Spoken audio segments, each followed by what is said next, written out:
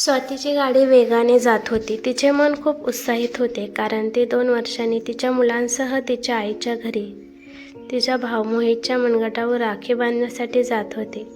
गाडीच्या वेगासोबतच तिचे मनही भूतकाळातील आठवणींमध्ये गुंतले होते. एक काळ असा होता की ती रक्षाबंधनाची आधीच मोठ्या उत्सुकतेने वाट पाहत असे. 2 भावंडांमध्ये खूप प्रेम होते. तिच्या भावाच्या जन्मापूर्वी देवालाच माहीत आहे की कोणाच्याही मनगटावर राखी बांधल्याशिवाय किती रक्षाबंधन गेले असतील, कारण मोहित हा तिच्यापेक्षा 10 वर्षांनी लहान होता. मोठी बहीण असल्याने स्वातीने मोहितला मुलासारखे तिच्या मांडीवर जीव घातले होते. म्हणून लग्नानंतर पहिली 4-5 वर्ष जोपर्यंत तिची मुले लहान होती, तोपर्यंत ती तिच्या पालकांच्या आमंत्रणावर प्रत्येक रक्षाबंधनच्या दिवशी तिच्या आईच्या घरी मोठ्या उत्साहाने जात असे. स्वातीला तिच्या भावाच्या लग्नानंतरचा पहिला रक्षाबंधन चांगला आठवतो. तिचा नवरा कार्तिक तिला किती समजावत होता. बघ, आता मोहितचे लग्न झाले आहे. सून आल्यानंतर तुझे जुने राज्य गेले आहे. आता तुझे जुने वर्चस्व कोणावर चालणार नाही. आता असेच राहा. वर्षातून काही दिवस तुझ्या आईवडिलांच्या घरी पाहुणे म्हणून जा, आणि तेही जेव्हा वहिनी स्वतः तुम्हाला आमंत्रण पाठवेल तेव्हाच. पण जर तिने तिच्या नवऱ्याचे म्हणणे गांभीर्याने घेतले असते तर वहिनी आणि भावाच्या नाजूक नात्यात ती हृदयद्रावक तडा गेली नसते. दरवर्षीप्रमाणे त्यावर्षीही तिला तिच्या पालकांचा प्रेमळ फोन आला होता, ज्यामध्ये त्यांनी तिला रक्षाबंधनाचे आमंत्रण दिले होते. ती तिच्या पालकांपूर्वी पाहिले. रक्षाबंधन साजरे करणार आहे असे समजून तिने तिच्या बजेटपेक्षा खूप जास्त खर्च केला होता, आणि तिच्या भावासाठी एक खूप महागडे घड्याळ आणि तिच्या बहिणीसाठी एक खूप महागडी साडी खरेदी केली होती. ती तिच्या माहेरी पोहोचताच नेहमीप्रमाणे तिचे आनंदी मनाने स्वागत केले, परंतु ज्या चेहऱ्यावर कधीही त्यांच्या प्रेमाचा आणि आपुलकीचा वर्षाव झाला नव्हता, तो तितका सुंदर नव्हता जितका तो दिसत होता. ती स्वतःला कायमची प्रेमाच्या रेशमी जाळ्यात अडकवण्यासाठी आली होती. नणंद आणि वहिनीच्या नात्याला एक नवीन आकार देण्यासाठी. घरी पोहोचल्यानंतर 1 तास उलटूनही स्वातीला तो चेहरा दिसत नव्हता. तिची उत्सुकता आता दाबता येत नव्हते. ती लगेच तिच्या भावाला म्हणाली, अरे मोहित, तुझी बायको कुठे आहे? यावेळी मी तिला भेटायला आणि मैत्री करायला आली आहे. नाहीतर तुझे दाजी तर मला इथे येऊ देत नव्हते. स्वाती तिच्या वहिनीच्या खोलीत दारणं वाजवता गेली. आपल्या भावजाईचा सुंदर चेहरा पाहून स्वातीने लगेच तिला मिठी मारण्यासाठी हात पुढे केला, पण तिच्या वहिनीच्या चेहऱ्यावरील भाव पाहून तिने तिचा हात मागे घेतला आणि स्वाती खोलीतून बाहेर पडली. जवळजवळ स्वातीची वहिनी करुणा 1 तासानंतर खोलीतून पूर्णपणे सजून बाहेर आली. साडीशी जुळणाऱ्या बांगड्या आणि टिकली, गळ्यातील आणि कानातील दागिनेही तिच्या साडीशी जुळणारे होते, जे पाहून मी विचार न करता विचारण्याची तिने चूक केली. हे काय आहे करुणा? तू कुठेतरी जात आहेस का, की तू अशी नटून आली आहेस? करुणाने उत्तर दिले नाही. ती नाराज झाली. मग भाऊ मोहित म्हणाला, अगं ताई, तिच्याबद्दल काही विचारू नकोस. अर्धा दिवस ड्रेसिंग टेबलजवळ तिचा मेकअप करण्यात जातो तिचा. तिने स्पष्ट पाहिले होते. भावाच्या बोलण्याने करुणाचा चेहरा रागवला होता, आणि रागाने भरलेला तिने खूप कठोर व स्वरात उत्तर दिले, लहानपणापासून आमच्या आईने आम्हाला ही सवय लावली आहे की आम्ही कधीही व्यवस्थित कपडे न घालता खोलीच्या बाहेर पाऊल ठेवू नये. आमच्या घरी खूप उच्च वर्गाचे लोक येत जात असतात. आता आपण इतक्या उच्च पदस्थ व्यक्तीसमोर मूर्खासारखे जाऊ शकत नाही. असे म्हणत तिची नजर स्वातीच्या धुळीने मखलेल्या कपड्यांवर पडली, जे बसच्या प्रवासात घातले होते. करुणाने स्वातीच्या कपड्यांकडे अतिशय तिरस्काराने पाहिले. स्वाती अस्वस्थ झाली. दुसऱ्या दिवशी मोहित ऑफिसला गेल्यानंतर स्वाती वहिनीशी बोलण्याच्या उद्देशाने तिच्या खोलीत गेली आणि बसली. स्वाती उत्सुकतेने करुणाशी बोलू लागली, परंतु ती नाराज होऊन हा हो असं उत्तर देत होती. तिच्या बोलण्यातून स्वातीला अहंकार स्पष्ट दिसून येत होता. इतक्या महिन्यानंतरही ती स्वयंपाकघरात पाऊल ठेवत नव्हती. आईने स्वातीला सांगितले की स्वयंपाकघराबद्दलची तिची उदासीनता पाहून कुटुंबातील कोणत्याही सदस्याने आजपर्यंत तिला एकही शब्द बोललेला नाही. उलट आई सर्वांना जेवणाच्या टेबलावर एकत्र बसवते आणि त्यांना खूप प्रेमाने गरम जेवण देते, आणि तिच्या एकुलते एक सुनेला जेवताना तिच्या चेहऱ्यावर प्रेमाचे थेंब टपकतात. स्वयंपाकघरात जाण्यास करुणाची अनिच्छा ओळखून आई स्वतःसाठी फुलके भाजायची. पण तरीही करुणा बदलच्या तिच्या प्रेमात आणि आपुलकीत काहीही घट झाली नाही. त्या सर्वांचा असा विश्वास होता की पूर्णपणे अनोळखी घरातून, अनोळखी परिसरातून येणाऱ्या मुलीला तिच्या सासरच्या घरातील नवीन वातावरणाची जीवनशैली, नैतिकता आणि मूल्य स्वीकारण्यास खूप वेळ लागतो. म्हणून त्या सर्वजण म्हणजे स्वाती आणि तिची आई त्यांच्या शुद्ध निस्वार्थ प्रेमाने करुणाला त्यांच्या कुटुंबाचा एक जवळचा सदस्य बनवण्याचा खूप संयमाने प्रयत्न करत होत्या. परंतु त्यांच्या सर्व प्रयत्नानंतरही करुणाला तिच्या मूक कवचातून बाहेर काढण्यास ते स्वतःला असमर्थ समजत होते. त्या दिवसात घरातील मोलकरीण काही दिवस आली नव्हती. स्वाती आणि तिची आई मिळून घरातील सर्व कामे करायची. स्वाती करुणाची खोली झाडून पुसून टाकायची. स्वाती घरातील इतर सदस्यांसह करुणा आणि तिच्या भावाचे कपडे धुवायची.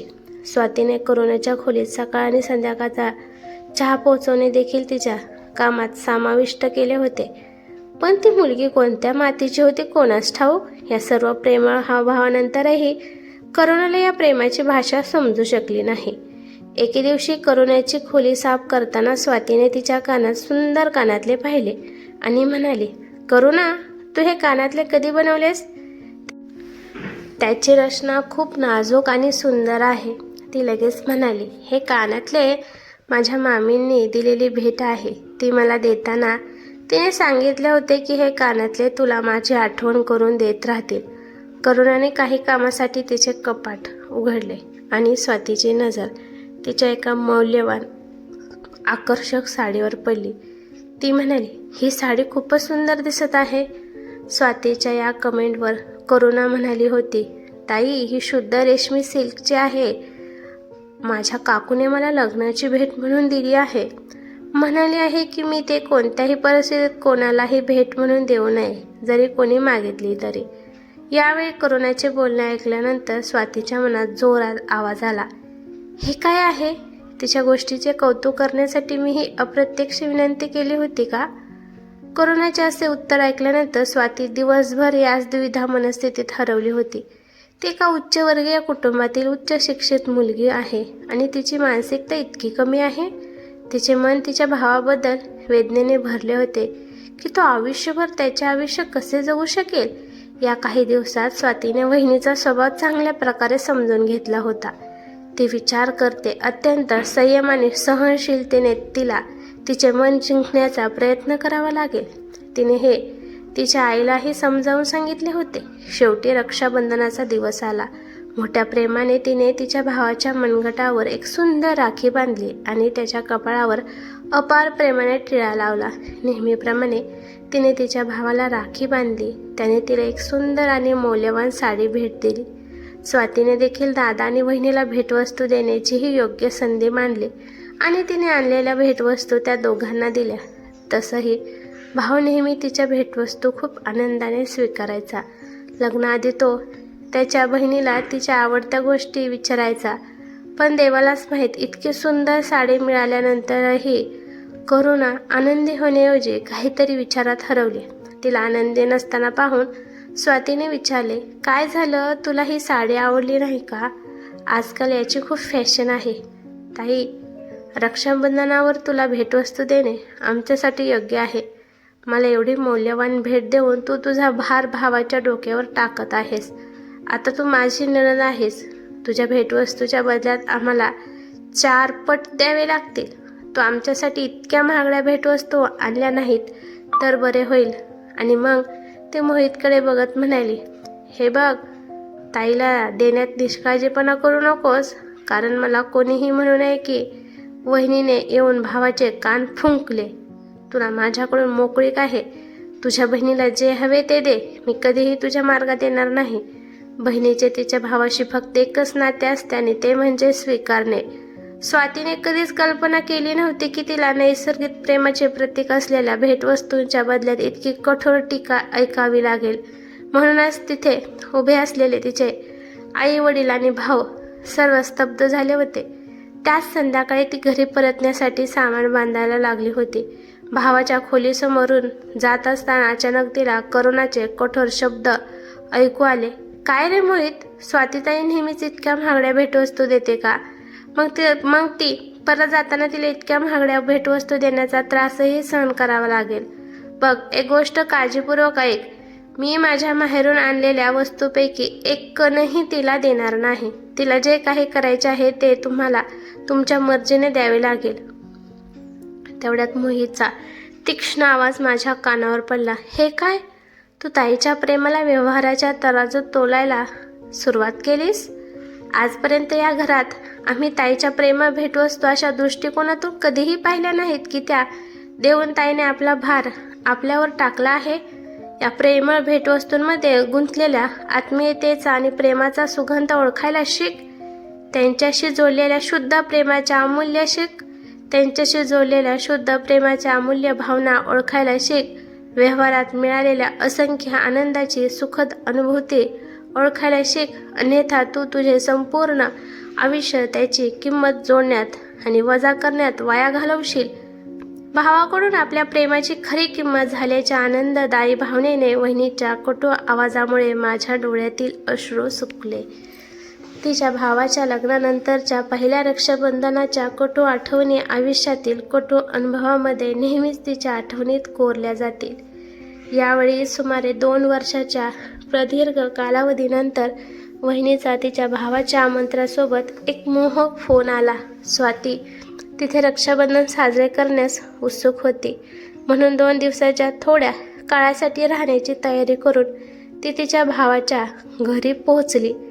करुणाला ते 2 दिवस किती लवकर निघून गेले हे कळलेही नाही.